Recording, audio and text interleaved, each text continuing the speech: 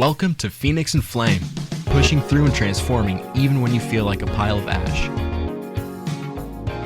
This podcast is not intended for use as psychotherapy. If you feel you are in crisis, please call 911 or contact your local crisis hotline. Welcome to Phoenix and Flame. I'm Dana, and this is my podcast on pushing through and transforming even when you feel like a pile of ash. Today we have an amazing guest. His name is Blair Abee. Now, Blair had a traumatic year at a high-level new job with a difficult boss who was abusing employees. Now, Blair decided to blow the whistle on that situation, causing an investigation, and the boss was fired. But guess what? Blair was also fired as a, quote, troublemaker, end quote, and it ended a 25-year career. But at that point, he was forced to dive deep into his meditation practice to stay sane. So he developed something called the higher consciousness meditation after many years of meditation and yoga. Blair, welcome to Phoenix and Flame. Thank you, Dana. I appreciate the opportunity to be here with you. Awesome.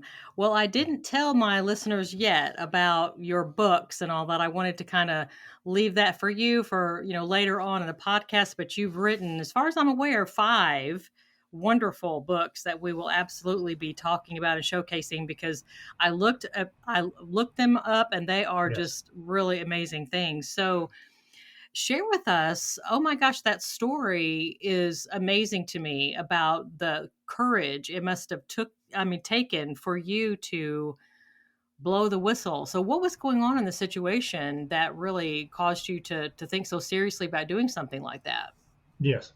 Well, I'd been doing business consulting for about 25 years with the organization, the nationwide organization that I worked with, and took a high-level job in San Diego, moved from North Carolina to San Diego to do this job, and found myself in what I would consider employee hell. I'd never had a bad boss. And all of a sudden I found myself with somebody who was pretty psychopathic. I mean, she was a mistress, if you will, of smoke and mirrors, and kept the people who were supposed to be overseeing the program, the community college that was our host. She kept them in the dark and was running the program into the ground. And as I said, abusive employees and mishandling funds. And I'd been with a really successful program in North Carolina, so this was just kind of an awful situation. And I just, after almost a year, I just couldn't put up with it anymore. I couldn't. I mean, I wouldn't let her do the things that she was doing to others to me, but it was just untenable. It was just a terrible situation. So I decided to let people who should have been paying attention know what was going on. And as you said, an investigation ensued. Um, she was fired as a result, but they fired me too because they said that I was a troublemaker. Well, what that really meant was that I had shined the light on her mismanagement, but also the mismanagement of the people who were supposed to be overseeing the program, and that was really embarrassing for them. And so I had to go. And as you can imagine, that was a traumatic experience. I mean, my 25-year career went down in flames. My income disappeared, and boy, was my ego deflated and threatened. I mean, my whole world was threatened. Fortunately, I had some resources, didn't have to go back to work right away, and began to look for other opportunities. And in the meantime, took a deep dive into my meditation practice, really as a therapeutic measure. As well, I started journaling, which I'd never done before. Okay, I wanted to ask you, I apologize for interrupting, but I Sure. wanted to hover over that for just a moment. First of all, I wanted to point out that you had a 25-year career. Yes. So if someone's listening to the story, they might be wondering, is Blair somebody that just hops from job to job to job and Right. doesn't really have longevity? Because that makes a difference to me. This story, knowing Sure. you had a 25-year history, that says something that Right. you were a mature, responsible, reliable, dependable Correct. employee with Yep. consistency and continuity. Yeah. And so you had all of those characteristics going into this. Yes. You were not looking for trouble. You had No. 25 years to demonstrate that you get along well with people. You Right. troubleshoot. You're a problem solver. You can deal with all different kinds. I mean, there's no telling how many different kinds of employees and customers that you've had to deal with in 25 years, and you did Sure. that just fine. So I you did. had a very long history of doing all of that. Great. Right. Right. And rose up in the ranks to a leadership position in North Carolina, and then the job that I took in San Diego was a step up from there to an assistant state director job. So very, sizable job with lots of responsibilities and Mm-hmm.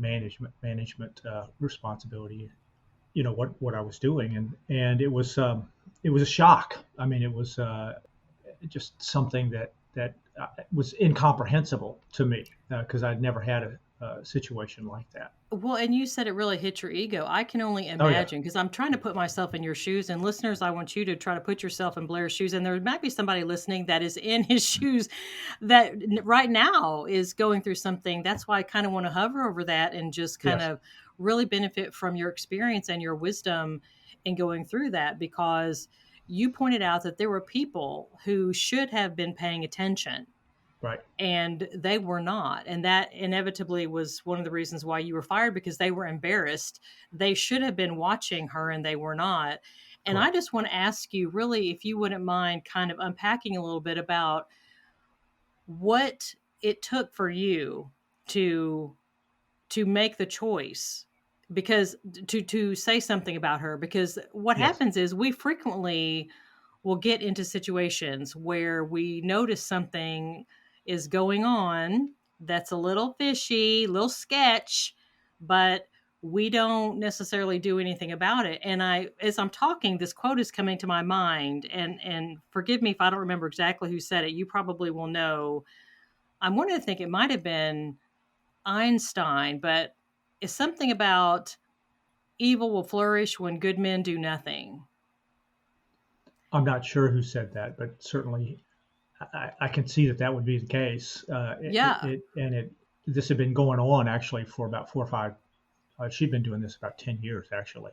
So there was a slow deterioration in the performance of the program, but nobody had come forward, to shine a light on the situation, and because she wasn't being closely watched, it was allowed to go on and on. And Hmm. apparently, it's not that unusual for people who do a whistleblowing to get fired. Is what I found out, Really? as I began to be observant and about that whole um, dynamic. All I can say really was this is something that I had to do. I couldn't not do it. I You mean, couldn't not do it. my integrity, my everything said this is not right. It can't continue. I've got to do something about this. That just says so much about you as a person, because things thrive in secrecy. And Yes. being a psychotherapist, I hear these stories frequently where things are going on that should not be going on, but they're Yes. allowed Right. because people don't say anything about it. And that happens so much of the time. That's why I'm kind of like sort of unpacking and hovering that particular part of your story as we Yes. begin talking about it, because I think that is worth pointing out of what characteristics you had that would help you stand out and actually say something. Because I imagine that's why people don't say things, like you pointed out, because a whistleblower will get fired as well. Right. So it's Yes. what did you have that enabled you to actually say something, to have the courage to stand out when so many people, after all these years that she'd been doing Right. this, Right. nobody had said anything? Yeah. I don't know that I can really answer your question well, other than to say that integrity was part of my leadership style, and performance and results.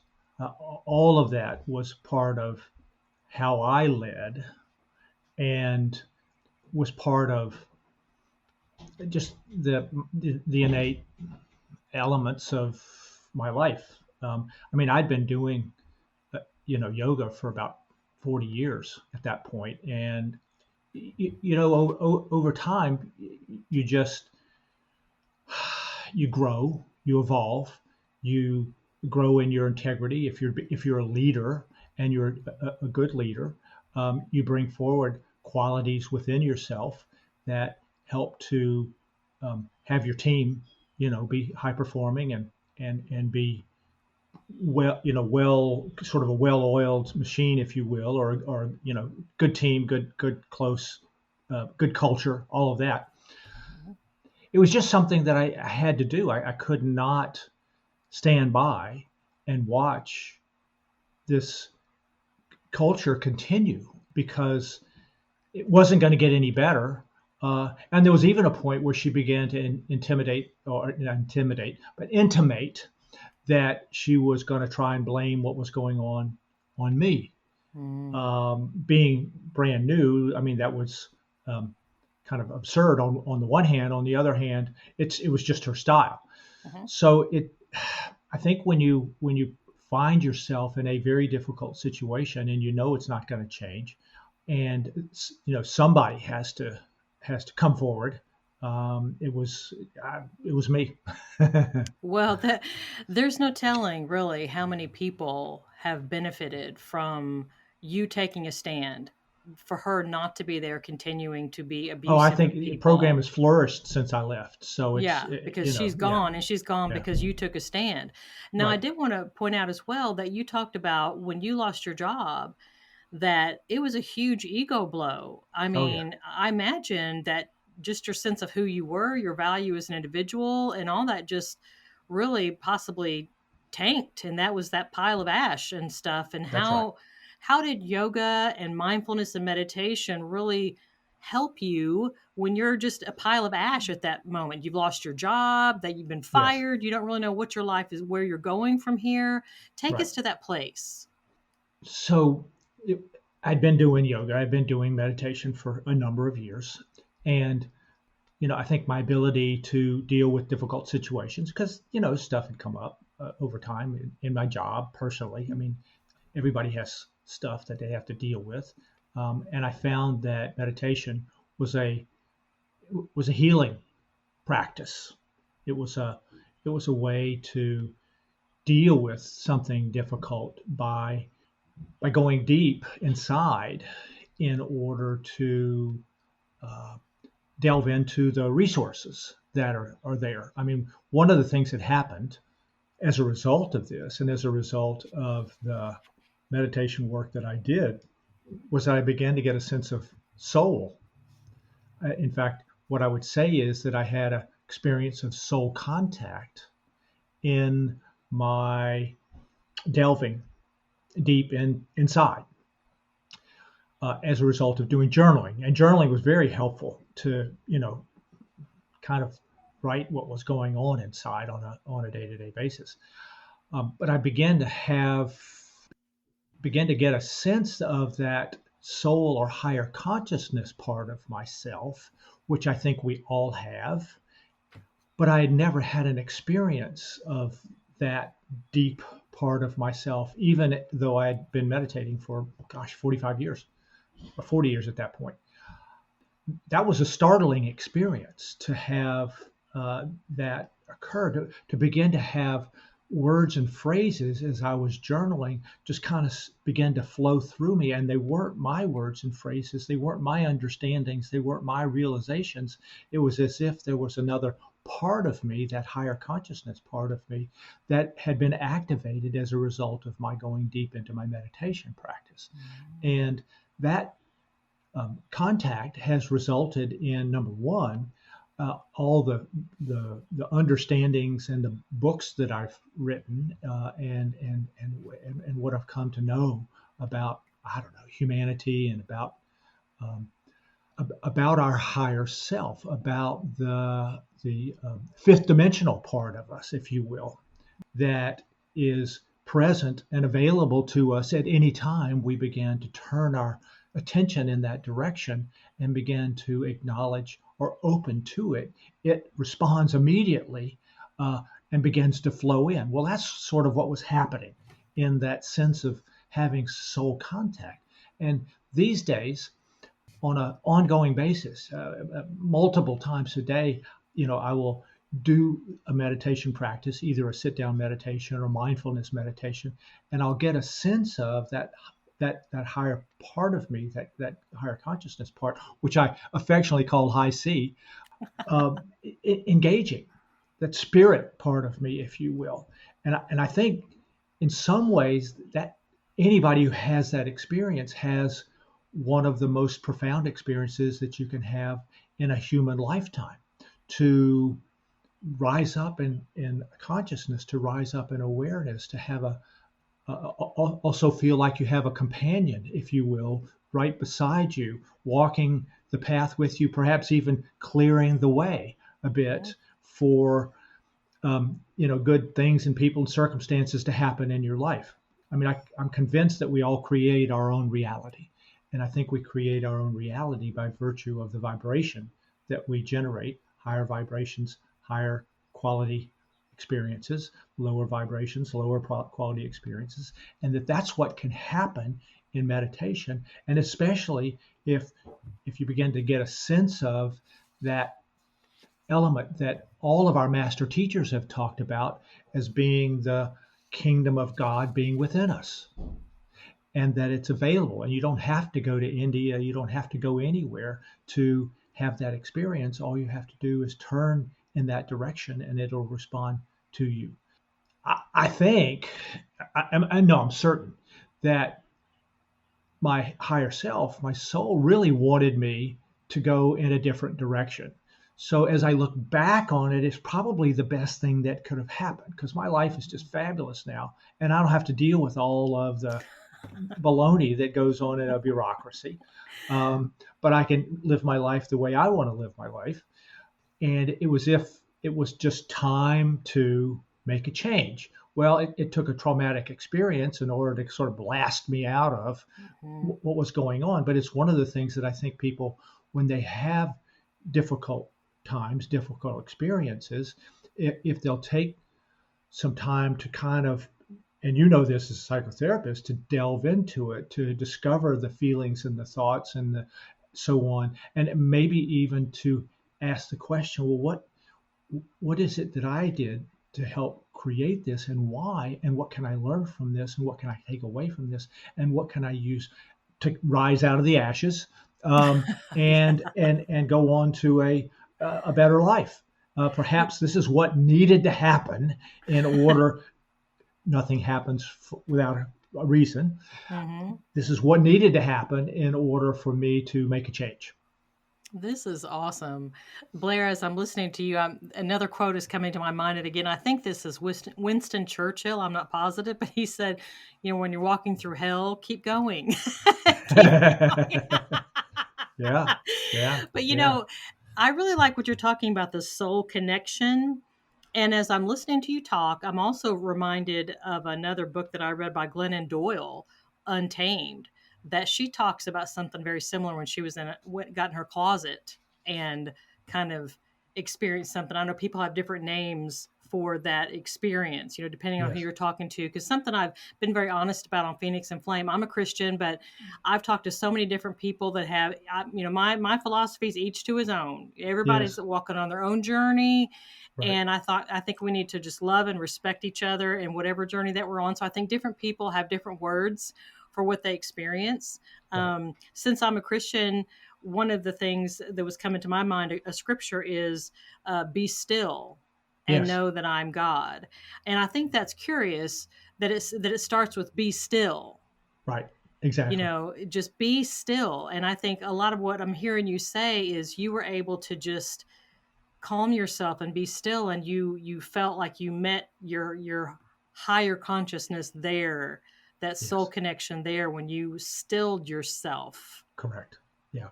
Now, I think the meditation is perhaps the most direct path to having an experience of soul contact. And so, one of my frequent mindfulness phrases during the day is peace be still, which you will recognize as what Jesus said, to the storm. But I think he was saying it as much as anything to his own higher consciousness, which then, as a result of his rising up in consciousness and awareness, had perhaps the ability to calm the situation that he found himself within. And, it was he that said the kingdom of God is within us. Mm-hmm. Well, I never heard that and I grew up in a Christian church also. I never heard that in any sermon. Nobody ever talked about that particular, but I think it's one of the most powerful things that he said, and all of our master teachers have said something similar, Buddha and Lao Tzu and on and on, in that group of people who are I think just more advanced humans. They weren't gods. They were more advanced, and they in effect were saying, they were pointing in the direction of, here's what I've experienced. I want you to have this experience also, and here's how to do it.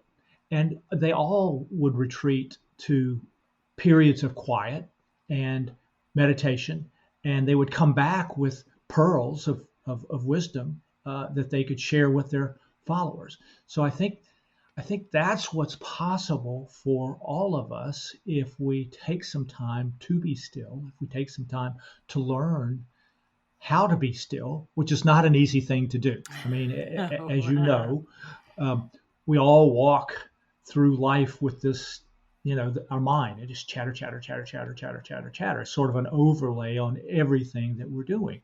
And it's reflecting on the past. It's trying to anticipate the future. It's trying to keep us out of trouble. It's trying to create, the best possible situation for ourselves in a difficult world.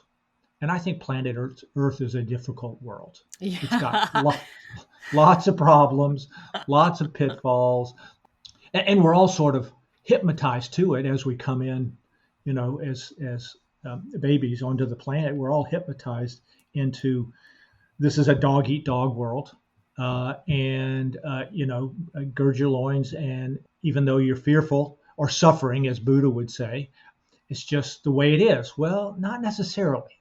And that's kind of my message, that we're all eternal beings, and that we all have access to that part of ourselves. And if we take some time to delve into some practice, and there are all kinds of things that you could do, all kinds of spiritual traditions. If you'll penetrate into the depth of that spiritual tradition, you'll find that there are practices, techniques that are offered to have you have a similar experience to whoever your master teacher is. Well, let me get your wisdom on something and your take on something. I will have conversations with people, mostly patients of mine, who will tell me, Dana, I know that you're saying that I need to, we're talking about being mindful and be still and, listen. Some of them will say, I'm scared to be still because I'm scared of the thoughts and the feelings that are waiting on me as soon as I slow down. Right. They are terrified of those things. And for those people that are running from and avoiding those awful thoughts and feelings that are swirling around inside of them, just the idea of sitting still makes them cringy. They just can't even hardly, it is not something pleasant. Like for someone like me or you, the thought of just kind of being still sounds peaceful, sounds serene. We're making the soul contact, we're doing all that. But to someone who's in a different space in life and they're running from things that are swirling around inside of them, what would you say to maybe some of my listeners who are in that space and they're listening to you and they want to be where you are, Blair? They want to follow your steps, and they really are admiring what you have to say and what you went through and how the mindfulness and the meditation and the yoga helped you kind of through a really tough spot, and they're Right. trying to compare that to where they are. Yes. So if they are in that spot where they're avoiding and they don't want to sit still because of the scary things that are waiting for them, what would Yeah. you say to them? Well, what I would say is, first and foremost, learn how to meditate. Now, it can be as easily as just taking a deep breath and settling in for just a moment. And then if it gets uncomfortable, stop. But then try it again for just a moment. Doing that over and over time will actually begin to dissolve those scary thoughts and you'll begin to get comfortable with those thoughts, and you can just watch them go by. They're not you. They're not who you are. They're just thoughts that are passing through. And most of those thoughts, fears, concerns about the future, never turn out the way you're afraid that they're going to turn out.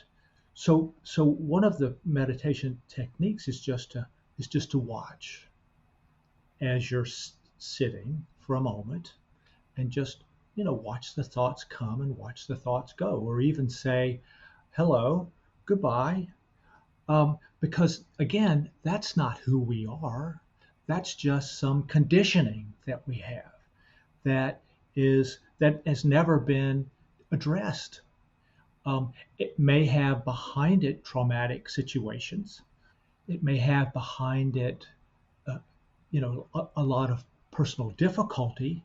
But if you just learn to observe, just simply observe. Now, some of my practices that I offer in my books are more penetrating than just being quiet with a breath for a second, and are intended to sort of bypass the mind training that a lot of meditation practices use, so that you have a more direct experience of your higher self, so that you have a more direct experience of who you are. It's one of those things which, if you're willing to take a little time to work with it, and to learn some good meditation practices, to use a phrase like peace be still just for a moment, it'll begin to flower forth. It'll begin to come forth, because that part of you, which is not your human self, but is your higher consciousness self, wants to join you in your human adventure. And if you'll just open up to it, it's available. So at first, it's sort of a willingness to try, just a willingness to try, and to spend a little time somehow, some way, learning a technique or two that would be that sort of feels like it's part of your path. I mean, it could be just taking a walk, and being quiet and taking a walk. It could be being out in nature. It could be, any spiritual praying, but silent praying where you're listening instead of talking, where you're not bargaining with God, but you're listening to see what God has to offer you, by way of that still small voice. Any effort that you put into this is valuable and cumulative, I guess is my point. I like that. And I want to point out one last thing and kind of tack it on to what you just said. And then I'm going to Yes. get some information on really how the listeners can get more access to you. Is I think you mentioned time. And I think sometimes I talk to people who feel like they are not worth time, that they spend their time that they have available to them spending it on other people, but they feel like they themselves don't deserve time. And For so I themselves. think Yes. And so Yeah. I think this is something that just deciding, just making it just a decision that you are worth some time, even if Yes. it's 5 minutes, even if it's 2 minutes in the beginning, taking little baby steps, even if you That's have right. 30 seconds in the Right. beginning, Yeah. but making that decision that you are worth some time to find that higher consciousness within yourself, to hear that voice Yes. within yourself. Yes. Yes. And you can do that first when you first wake up, before you even get up, or when you go to bed, just before you go to sleep. You can. I mean, there's a couple of 5 minute periods of time, and then have in your back pocket a mindfulness practice like peace be still. That just takes an instant, and nobody has to know, and it's all internal. But it's a really great way to just in for even just a moment to settle in, settle down, and just be for a second. I like that. I like that a lot. There's a there's a scripture that I use occasionally when I'm having a moment here and there is I'll be speaking to God and I'll say, in my weakness, you are strong. And so I think that is something that I use to take just a moment and just kind of focus on him and on that quiet place within myself and just like, Yes, in my weakness, you are strong. And then I right, release it and surrender and then move forward. And right, then what happens, happens. yes, right, right. But the interesting thing is that you've turned it over to God or to Spirit or whatever you want to call that. You sort of turned it over, and you're trusting that to respond in some fashion, uh, and that part of you wants to be involved and knows what you need to grow and evolve and will respond, I think. That's awesome. Blair, I really appreciate your story and all that you're offering. Now, there are 5 books, and I've got them written down here: Benefits of Meditation, the Meditation Book, the Mindfulness Book, the Manifestation Book, and Health and Healing. Right? Did I get those correct? Actually, the last book is a poetry book. I'm working right now on the health and healing book. Gotcha. Gotcha. Okay. So if I wrote it down correctly, Yes, the website for you is HIC, which is higher consciousness, right? right, HIC, because I didn't know originally when I saw that. I'm like, what does that mean? right, But right, right. it's HICmeditation.com. That's correct. Or you can just go to Amazon to get the books. Okay. Go to Amazon to get the And I'd like to books. offer your listeners an electronic copy of one of my books, the mindfulness book, and they can get that by going to the website highcmeditation.com. Awesome. Wonderful. Wonderful. Appreciate that so much. Sure. So, Blair, I am so glad that you decided to come and spend your time and share your wonderful story and your wisdom and be very transparent with what this whole journey has been like for you. Thank you very much. You're welcome. I really appreciate the opportunity. This has been fun. Awesome. Well, listeners, I know that you've heard something today that has been very impactful and thinking, hey, maybe you've got a friend or a family member or a coworker that you're thinking, I know the exact person that really needs to hear this particular episode. Please copy and paste the link of this episode in text and email. Put it on your favorite social media platforms. Let's just really spread the word and get it out there. Grow our Phoenix and Flame community. I hope you're having a wonderful day and have a wonderful rest of your day. This is Dana on Phoenix and Flame.